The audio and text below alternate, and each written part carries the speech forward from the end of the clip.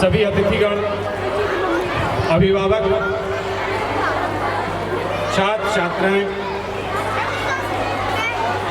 वैसे तो ये बहुत अच्छा सेलिब्रेशन चल रहा है, तो ये टाइम कोई लॉन्ग स्पीच का नहीं है, पर चूँकि चंद्रकांत जी ने बोला है तो मैं कुछ अपने अनुभव आपसे शेयर कर सकता हूँ।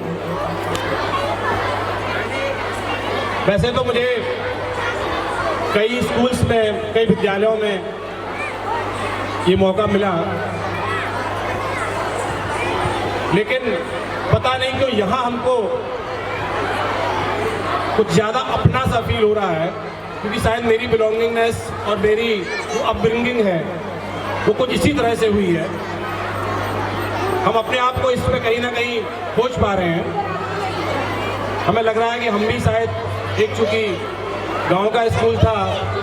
उसमें पढ़ते थे, उसी तरह ज़मीन में बैठ के कहीं ना कहीं भाषण होते थे, कभी कोई एनुअल फंक्शन होता था, तो इससे हम कभी अपने आप को जोड़ पा रहे हैं। जो मैं 2-3 चीज़ें ज़रूर कहना चाहूँगा।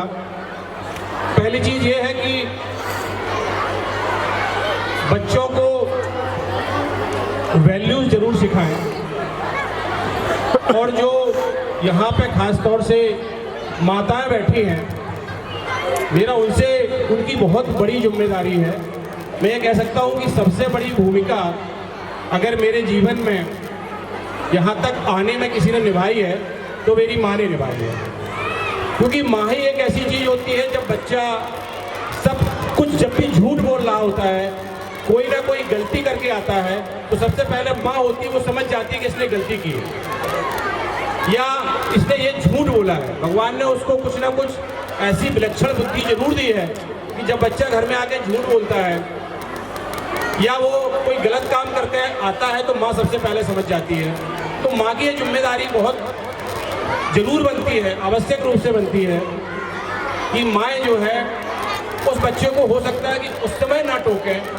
उस समय उसको सेटल होने दें, लेकिन जब भी मौका मिले तो उसकी उस गलती का एहसास जरूर कराएं, जिससे कि वो सही रास्ते पे चल सके। जनरली जिस तरह के परिवार के बच्चे इस स्कूल में पढ़ते हैं, माएँ सामान्यतः व्यस्त रहती हैं, उनके पास इतना समय नहीं होता है, कभी घर का काम, कुछ लोग बाहर भी काम करती हैं, पर मुझे लगता है कि जो बच्चे का डेवलपमेंट का टाइम है उसमें उन्हें पूरी तरह से अपने बच्चे को समय देना चाहिए, और ये उनकी जिम्मेदारी है। आप कोई भी बच्चे, आपको नहीं लगना चाहिए कि आपका बच्चा एक छोटे स्कूल में पढ़ता है, हिंदी मीडियम स्कूल में पढ़ता है, ये आपका public and private land school में पढ़ता है, बजट स्कूल में पढ़ता है, ये आपको नहीं सोचना चाहिए। आपका